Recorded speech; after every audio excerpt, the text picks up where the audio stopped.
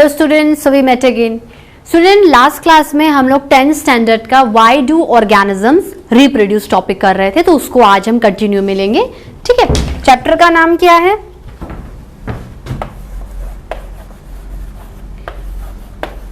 Why do organisms reproduce.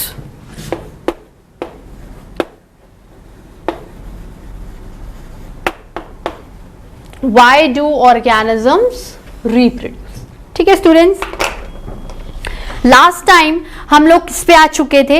Asexual mode of reproduction complete हो गया था। क्या पढ़ रहे थे स्टूडेंट्स हम लोग? Sexual reproduction.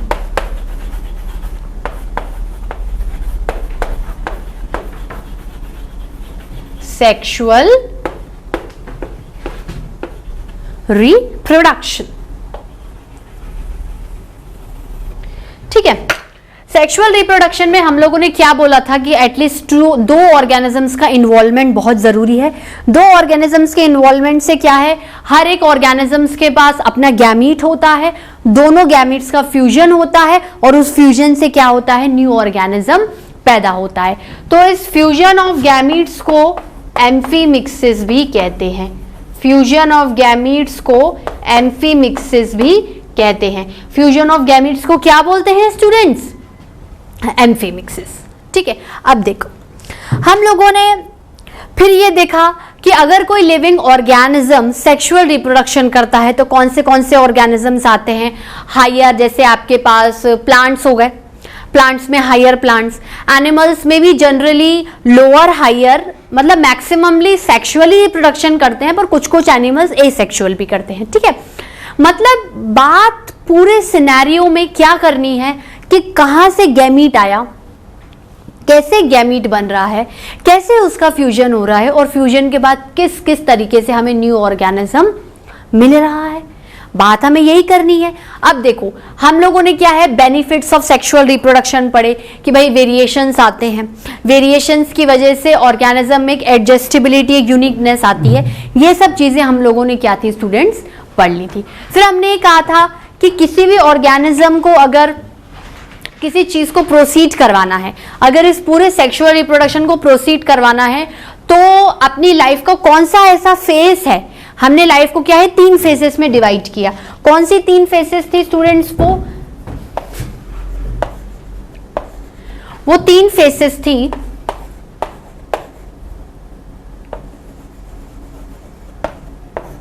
जुवेनाइल फेज,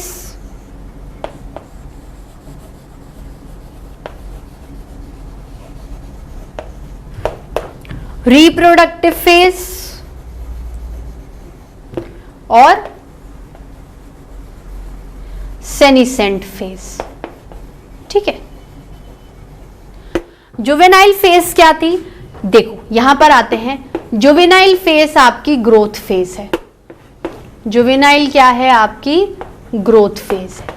मतलब इसमें क्या है, सिर्फ बॉडी सेल डिवीजन करती जा रही है, करती जा रही है, करती जा रही है, करती जा रही है और ग्रोथ करती जा रही है।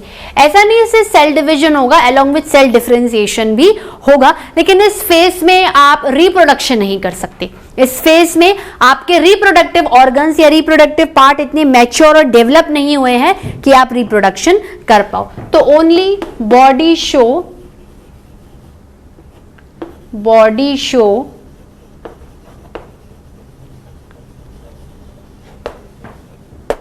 Generalised growth.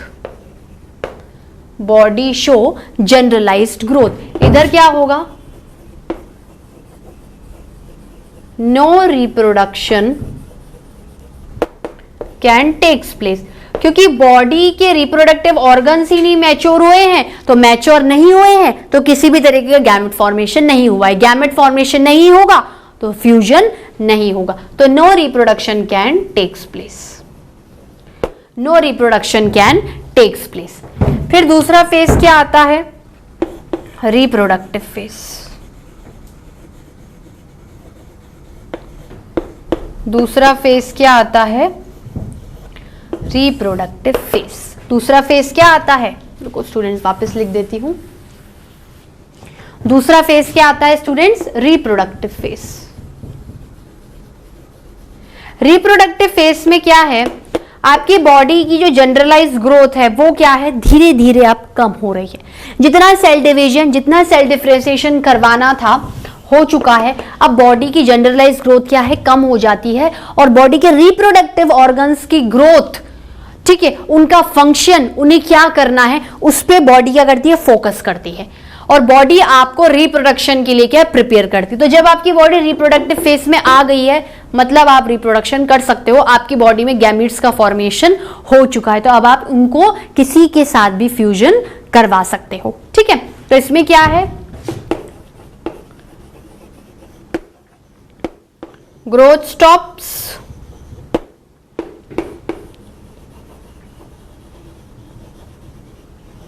reproductive organs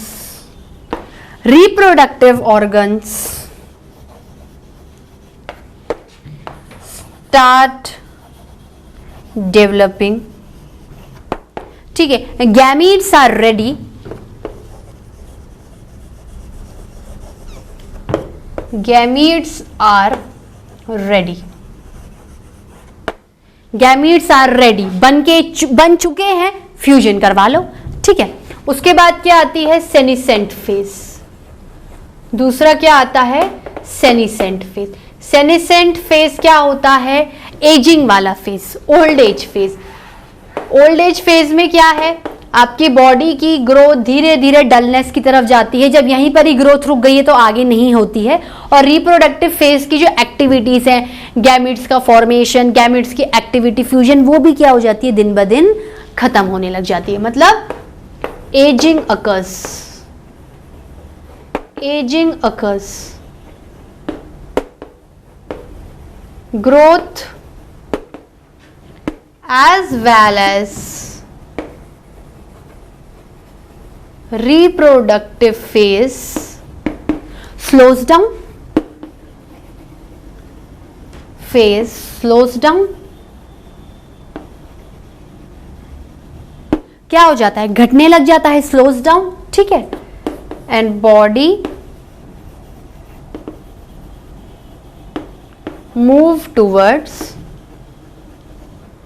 death, body move towards death।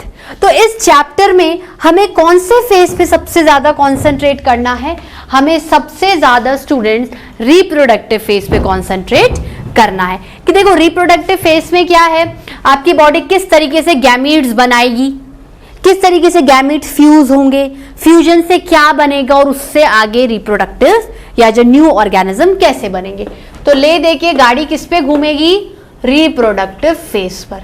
किस पे घूमेगी, रिप्रोडक्टिव फेज पर। ले देखिए बात क्या करनी है रिप्रोडक्टिव फेज में। देखो रिप्रोडक्टिव फेज में हमें 3 इवेंट्स के बारे में बात करनी है। हमें क्या करना है, रिप्रोडक्टिव फेज में 3 इवेंट्स के बारे में बात करना है। वो 3 इवेंट्स हैं, pre fertilisation events, pre fertilisation events. ठीक है, इसमें आप क्या क्या इवेंट करोगे, मतलब ऐसे क्या क्या प्रोसीजर्स हो रहे हैं जिसमें आपकी बॉडी रिप्रोडक्टिव फेज के लिए अपने आप को रेडी कर रही है कि now I am ready to reproduce at any time. ठीक है, देखो क्या क्या होगा। सबसे पहले होगा गैमीट्स का फॉर्मेशन, मतलब गैमीटोजेनेसिस। कितने गैमीट्स का फॉर्मेशन होगा, 2, एक मेल गैमीट और एक female gamete, male and female gamete. अब गैमीट बन गए, अब इनका क्या कर दो, ट्रांसफर करवाओ। मेल गैमीट को आइदर फीमेल के पास भेजो या फीमेल को मेल के पास भेजो या दोनों को करीब ले आओ। ठीक है, तो दूसरा प्रोसीजर क्या है, गैमीट ट्रांसफर। दूसरा प्रोसीजर क्या है, गैमीट ट्रांसफर। ठीक है, अब देखो ये तो फर्टिलाइजेशन से पहले। फर्टिलाइजेशन का मतलब होता है कि मेल गैमेट बिल्कुल फीमेल गैमेट से फ्यूज हो गया और कोई ना कोई रिजल्ट सामने आ गया। उससे पहले जो चीजें हो जाएंगी वो प्री फर्टिलाइजेशन इवेंट्स में आएंगी। अब क्या कर दो, जब बना दिया है, करीब भी ले आए हो, तो फ्यूजन करवा दो। फर्टिलाइजेशन इवेंट्स, फर्टिलाइजेशन इवेंट्स में क्या होगा? फर्टिलाइजेशन इवेंट्स में ये होगा कि फ्यूजन ऑफ गैमीट्स, मेल का फीमेल के साथ या फीमेल का मेल के साथ, फ्यूजन ऑफ गैमीट्स, और फ्यूजन ऑफ गैमीट्स से रिजल्ट क्या निकलेगा? जाइगोट नाम का स्ट्रक्चर। ठीक है, अब ये जाइगोट क्या कर रहा है? इस जाइगोट में कुछ चेंजेस होंगे, इस जाइगोट में कुछ चेंजेस होंगे और ये changes as a well developed organism की फॉर्म में बाहर आ जाएंगे। तो इसके बाद जो होगा, मतलब फर्टिलाइजेशन के बाद जो होगा, उसको क्या बोलोगे आप? Post fertilisation event. मतलब whatever the event takes place in zygote you will see in post fertilisation. मतलब फ्यूजन के बाद जो होगा, फ्यूजन के बाद जो होगा, actually students spelling is not S, it is Z. ठीक है ना, आप सही कर लीजिए। ठीक है, फ्यूजन के बाद जो इवेंट्स होंगे या फ्यूजन के बाद जो आपको नजर आएगा वो किस में आएंगे? पोस्ट फर्टिलाइजेशन इवेंट्स में। ठीक है, इसको नोट डाउन कर लिए, फिर एक के बाद एक पढ़ते हैं। So students, have you noted down? चलिए, अभी क्या देखना है आपको? आपने इवेंट्स देख लिए, अब आपको क्या पढ़ना है? आपको थोड़ा सा रिप्रोडक्टिव फेज पढ़ना है और उसके बाद इन तीनों इवेंट्स के बारे में डिस्कस करना है। ठीक है स्टूडेंट्स, अब देखो हम लोग क्या करेंगे, हम लोग देखो सेक्सुअल रिप्रोडक्शन किस किस में होगा? भाई सेक्सुअल का एक फेज है ना, रिप्रोडक्टिव फेज, तो किस किस में डिस्कस करूंगी मैं? प्लांट्स में भी डिस्कस करूंगी और एनिमल्स में भी डिस्कस करूंगी। ठीक है, तो पहले थोड़ा सा रिप्रोडक्टिव फेज के बारे में बात करें। ठीक है, क्या है reproductive phase?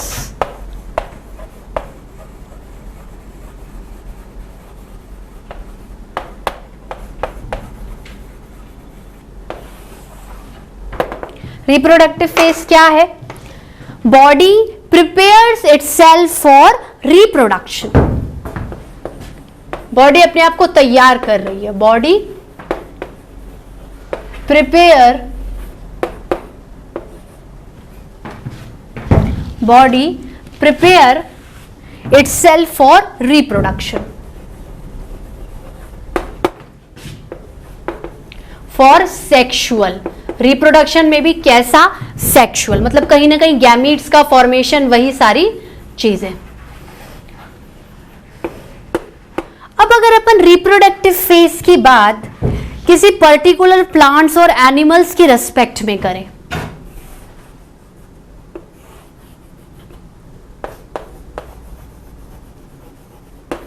Plants and animals, ठीक है, प्लांट्स में अगर हम बात करें कि प्लांट्स में किस तरीके से रिप्रोडक्टिव फेज नजर आता है या कब कब नजर आता है। ठीक है, देखो इस बेसिस पर we have two types of plants, we have two types of plants.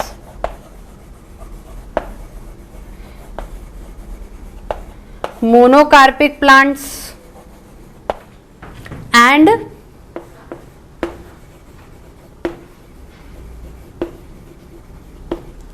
Polycarpic plants.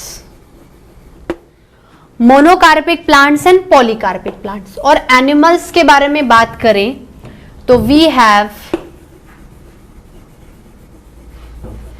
Seasonal breeders, we have seasonal breeders या फिर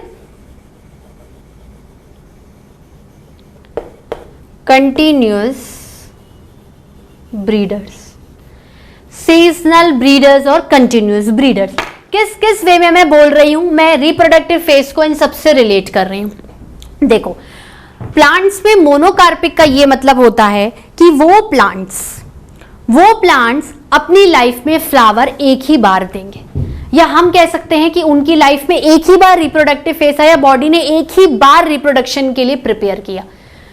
ठीक है, फ्लावर क्या है? फ्लावर प्लांट्स का रिप्रोडक्टिव ऑर्गन है। फ्लावर का आना मतलब ये प्लांट सेक्सुअल रिप्रोडक्शन करवा सकता है।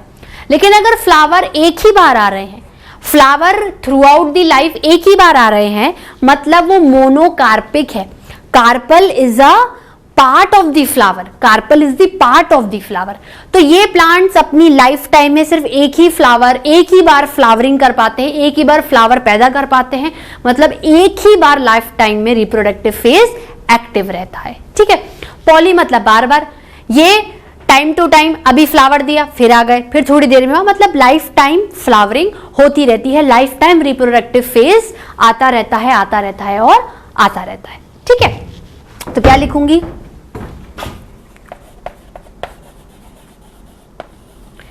Flower once in a life. ठीक है, यहां पर flower many times in a life, flower many times in a life। ठीक है, अब अगर हम कुछ एग्जाम्पल्स के बारे में बात करें कि मैं किस तरीके से आपको समझाऊं कि भाई कौन सा प्लांट कैसा है, तो एग्जाम्पल में आएगा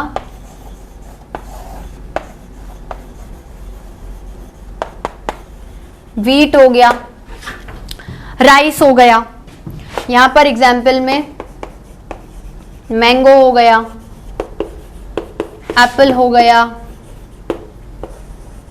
ऑरेंज हो गया। ठीक है स्टूडेंट्स, बात क्लियर हुई। अब देखो,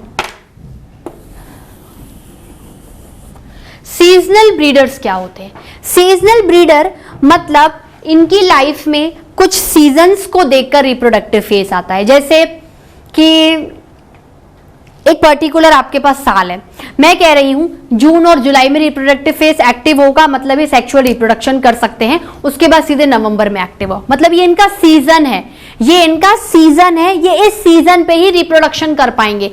मतलब ब्रीडर, ब्रीडिंग करने का मतलब होता है मेटिंग करना, गैमेट्स का फ्यूजन होना, सीजनल मतलब सीजन, टाइम टू टाइम, मतलब इनमें जो रिप्रोडक्टिव फेज है वो कुछ टाइम टू टाइम आता है, हमेशा नहीं। कंटिन्यूस में क्या होगा, ये हमेशा रेडी है, जब चाहो रिप्रोडक्शन करवा सकते हो। तो क्या कह सकते हैं, रिप्रोडक्शन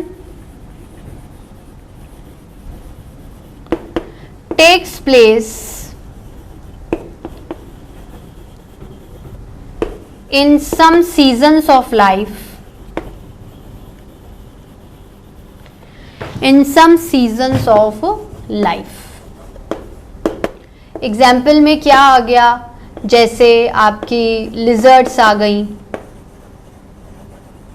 बर्ड्स आ गई, फ्रॉग आ गया। ठीक है, ये हमेशा अवेलेबल नहीं है, इनका एक पर्टिकुलर सीजन आता है, उसी पे ही रिप्रोडक्टिव फेज एक्टिव होगा, गैमीट बनेगा, गैमीट का ट्रांसफर होगा और न्यू ऑर्गेनिज्म बन जाएगा। लेकिन कंटिन्यूअस ब्रीडर्स में क्या है, reproduction can take place at any time, reproduction can takes place at any time। Generally ये ज्यादातर और higher animals including human beings होगा, लेकिन हम थोड़ा सा बुक्स के रेस्पेक्ट में एग्जाम्पल देखें तो इसमें आता है कैटल्स, पोल्ट्री। ठीक है, हम जब चाहे इनमें मेटिंग करवा के गैमेट्स का फ्यूजन करा के नया ऑर्गेनिज्म बना सकते हैं। ठीक है, अब देखो, अब हमें रिप्रोडक्टिव फेज के बारे में देख लिया। रिप्रोडक्टिव फेज में अब हमें किसके बारे में बात करनी है, हमें ले देकर उन तीनों इवेंट्स के बारे में घूमना है। लेकिन उससे पहले हम कुछ पॉइंट्स को क्लियर करेंगे। देखो, मैंने आपको बोला कि सेक्सुअल रिप्रोडक्शन में there is a fusion of gametes. ठीक है, तो जो नया ऑर्गेनिज्म बनेगा, भाई एक मेल का गैमेट है, एक फीमेल का गैमेट है, दोनों फ्यूज हो गए, एक न्यू ऑर्गेनिज्म बन गया, ऑफस्प्रिंग बन गया। मतलब ये आपका मेल गैमीट है, ठीक है, और ये आपका फीमेल गैमीट है।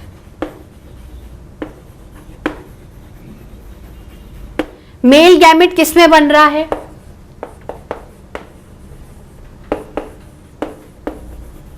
मेल की बॉडी मतलब मेल पेरेंट, और ये फीमेल की बॉडी, ये क्या है, फीमेल की बॉडी। ठीक है, इनमें क्या हो गया, फ्यूजन हो गया। इनमें क्या हो गया, फ्यूजन हो गया। फ्यूजन का क्या रिजल्ट हुआ, ऑफस्प्रिंग।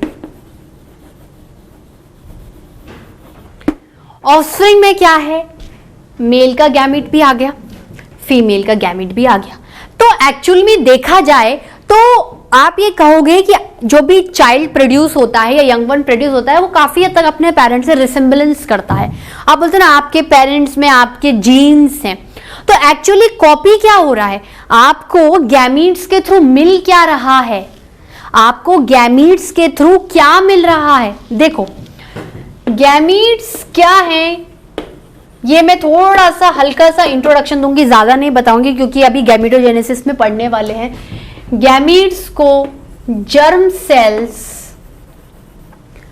या फिर सेक्स सेल्स भी बोलते हैं। If it is a cell, तो सेल के अंदर यू आर हैविंग न्यूक्लियस होगा कि नहीं होगा। Now you will see the broad version of nucleus. आपने न्यूक्लियस को देखा, आपको न्यूक्लियस में क्या नजर आया स्टूडेंट्स, यू हैव सीन बीच का न्यूक्लियोइड, बीच का क्या है, न्यूक्लियोइड, और आसपास आपको थ्रेड लाइक स्ट्रक्चर्स नजर आएंगे which are known as chromosomes. मैंने आपको क्या बोला कि ठीक है मेल का मेल गैमेट आया, फीमेल का फीमेल गैमेट आया, दोनों फ्यूज हो गए, चाइल्ड बन गया, पर एक्चुअली चाइल्ड ने लिया क्या है, क्यों वो अपने पेरेंट्स को रिसेंबल कर रहा है, क्या चीज मेल ने अपने अंदर से निकाल दी है, क्या फीमेल ने, एक्चुअली उन्होंने इससे रिलेटेड कुछ निकाला है। देखो ये क्रोमोसोम है, क्रोमोसोम्स ऐसे स्ट्रक्चर्स होते हैं, it is a thread like criss crossing chromosome structures. अब इनमें क्या होती हैं, ऐसे यूं लाइंस बनी हुई हैं,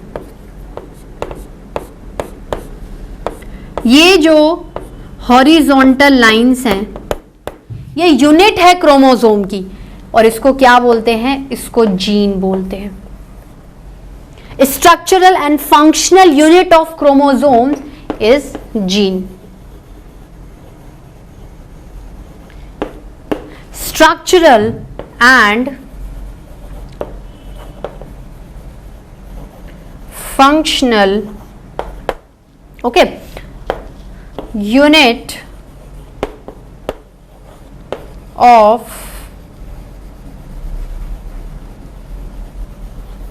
chromosomes is gene,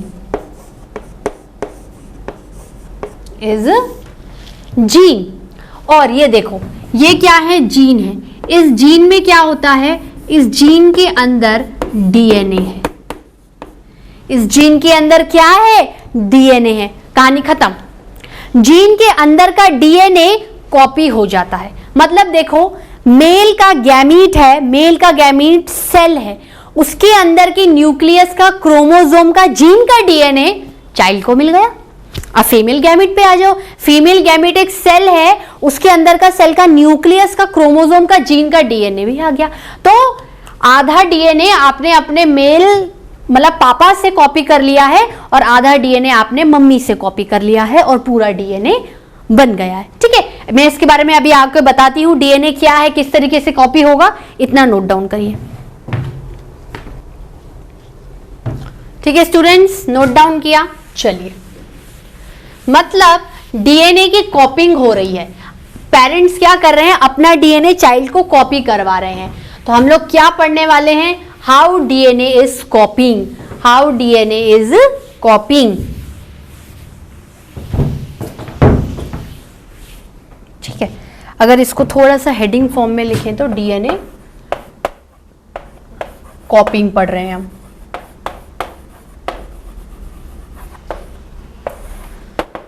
ठीक है, जीन में क्या है, देखो किस तरीके से सीक्वेंस बनती है। You have gamete, whatever the gamete you have, either you have male का gamete or either you have female का gamete, तो they are actually sex cells. So if you have cell, you have nucleus. If you have nucleus, you have chromosome. if you have chromosome, you have gene, and if you have gene, you have DNA. अब DNA की full form क्या होती है? Deoxy ribo nucleic acid. DNA क्या है? Deoxy ribo nucleic acid. D for deoxyribo, N for nucleic, A for acid. Actually देखा जाए तो डीएनए भी एक बायोमोलिक्यूल की कैटेगरी में आता है। बायोमोलिक्यूल मतलब ऐसे मॉलिक्यूल जो कि लाइफ को बनाने में और आगे बढ़ाने में मदद करते हैं, डीएनए उनमें से एक है। तो डीएनए क्या होता है? देखो डीएनए का स्ट्रक्चर कैसा है। डीएनए क्या है? एक डबल हेलिकल स्ट्रक्चर है। Double helical structure. Double helical मतलब ऐसे यूं कोई रिबन टाइप, हेलिकल, हेलिक्स मतलब कि कोई ऐसे घुमावदार चीज आपस में आकर इंटर रिलेट हो रही है। डबल मतलब दो, डबल मतलब दो, ऐसे कुछ कहूं।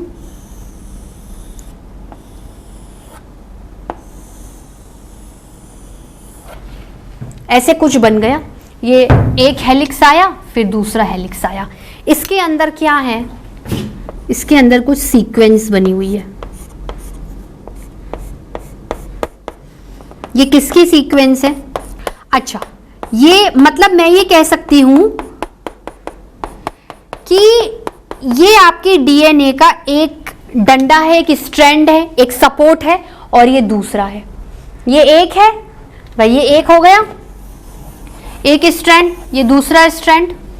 तो दो स्ट्रैंड से मिलकर आपका डबल हेलिकल स्ट्रक्चर बनता है। ठीक है, तो मतलब हम लोग क्या कह सकते हैं? DNA is having two strands. ठीक है, अभी कुछ कुछ चीजें आपके लिए थोड़ी सी डिफिकल्ट नहीं आएंगी। एक्चुअली जो डीएनए के बारे में आप डीपली अपने आगे आने वाले चैप्टर हेरिडिटी एंड एवोल्यूशन में पढ़ोगे। अभी थोड़ा थोड़ा सा हिंट ले लो। देखो ये जो स्ट्रैंड्स होते हैं, स्ट्रैंड मतलब जो बाहें हैं डीएनए की, जो सपोर्ट है, strands of DNA is made up of nucleotides. मतलब ये एक स्ट्रैंड एक न्यूक्लियोटाइड का बना हुआ है, दूसरा स्ट्रैंड दूसरे न्यूक्लियोटाइड से बना हुआ है। और इन दो न्यूक्लियोटाइड के बाहों के बीच में कौन बैठा हुआ है?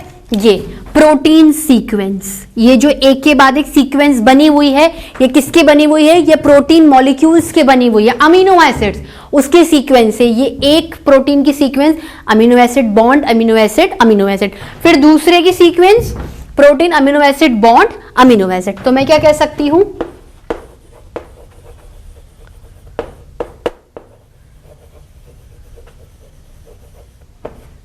Within strands we have sequence of protein molecules. We have sequence of protein molecule. मतलब देखो ये प्रोटीन है, ये कोई अमीनो एसिड है, ये अमीनो एसिड है, ये अमीनो एसिड्स है। ऐसे हर प्रोटीन की अपनी एक सीक्वेंस है।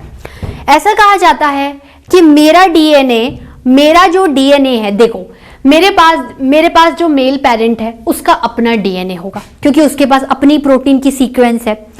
फीमेल में अपना डीएनए होगा, क्योंकि उसमें अपनी प्रोटीन की सीक्वेंस है। लेकिन मेरे को क्या है? दोनों का मिक्सचर डीएनए मिला है।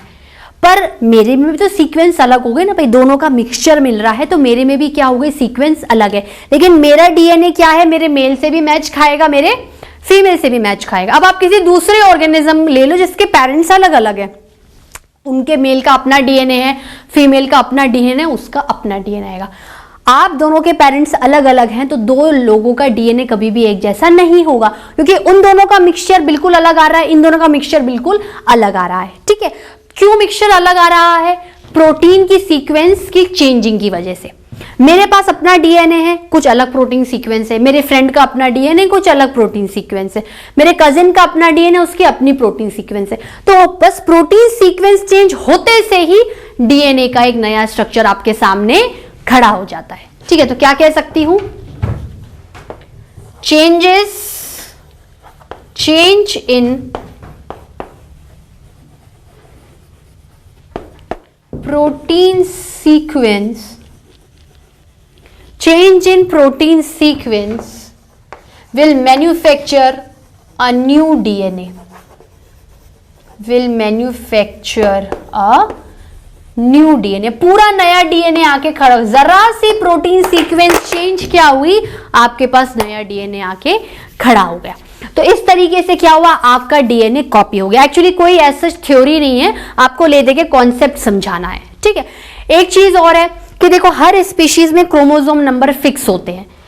ठीक है, जैसे डॉग्स में क्रोमोसोम नंबर उनकी स्पीशीज में 78 है, हमारे ह्यूमन बींग्स में 46 है। मतलब मेल एक पेरेंट है, उसके अंदर 46 क्रोमोसोम्स है, फीमेल पेरेंट है, उसके अंदर 46 क्रोमोसोम है। मतलब जो चाइल्ड होगा वो अपने मेल का आधा डीएनए ले रहा है, मतलब आधे नंबर ऑफ क्रोमोसोम। भाई दोनों से लेना है ना, एक से नहीं लेना ना। तो मेल का आधा डीएनए आया और 23 chromosome, 46/2।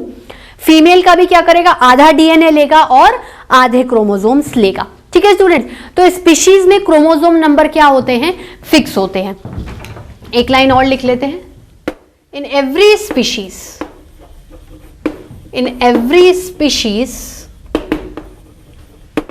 number of chromosomes are fixed. Human beings में कितने होंगे, 46 क्रोमोसोम्स।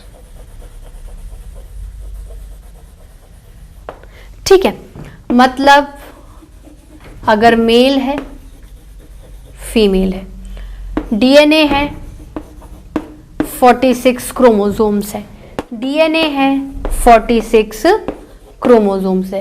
फ्यूजन हुआ, इसका गैमीट का, इसका गैमीट का, इसका सेक्स सेल का, इसका सेक्स सेल का। तो सेक्स सेल के अंदर जो डीएनए है और उसके बाद जो क्रोमोसोम्स हैं वो कहाँ कॉपी, भाई 23 इधर आ गए, ये एक हेलिक्स डीएनए का इसके पास आ गया, 23 आ गए, एक हेलिक्स। फिर दोनों मिलके क्या बना लेंगे, फिर चाइल्ड में कितने आ जाएंगे भाई, चाइल्ड में कितने नंबर ऑफ क्रोमोसोम आएंगे, 23 थोड़ी, 23 + 23 46। और डीएनए मेल और फीमेल का दोनों का मिक्सचर होगा। मतलब आप अपने मम्मी की तरह भी थोड़े थोड़े फीचर्स गेन करोगे, थोड़े थोड़े पापा के भी और थोड़े खुद के भी नए होंगे। मतलब इस डीएनए में कुछ सीक्वेंस मेल की आ जाएगी, कुछ सीक्वेंस फीमेल की आएगी और अपनी भी कुछ नई प्रोटीन सीक्वेंस क्रिएट हो जाएगी, जिससे कि जब ये ऑर्गेनिज्म आगे रिप्रोड्यूस करेगा तो एवोल्यूशन के साथ साथ वेरिएशन ऑटोमेटिकली आते जाएंगे। तभी तो डीएनए की सीक्वेंस में चेंजेस होंगे, तो नया डीएनए ऑटोमेटिकली आपको आगे वाली स्पीशीज में मिल जाएगा। तभी हमने वेरिएशंस की बात की है कि इनके पास, इनके मेल और फीमेल के तो है ही प्रोटीन सीक्वेंस, लेकिन अपने कुछ डिफरेंट सीक्वेंस भी क्रिएट होते हैं, इसलिए सेक्सुअल रिप्रोडक्शन में वेरिएशंस आएंगे। आप अपने मम्मी पापा के डिट्टो शक्ल वाले नहीं नजर आओगे, आपने कहीं ना कहीं चेंजेस नोटिस हो जाएंगे। ठीक है स्टूडेंट्स, आज के लिए इतना ही, इसके आगे का नेक्स्ट लेक्चर में पढ़ेंगे। Okay students, till then bye bye, have a nice day.